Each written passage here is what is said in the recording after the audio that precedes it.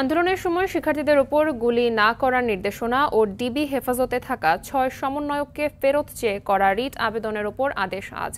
গতকাল রিট আবেদনের উপর শুনানি নিয়ে আজ আদেশের দিন ধার্য করে হাইকোর্ট। বিচারপতি মোস্তফা জামান ইসলাম ও বিচারপতি এস এম মাসুদ হোসেন দোলনের সমন্বয়ে গঠিত হাইকোর্ট বেঞ্চ এই দিন ধার্য করে। এর আগে সোমবার হাইকোর্টের সংশ্লিষ্ট শাখায় এ রিট আবেদন করেন ব্যারিস্টার অনিক আর হক।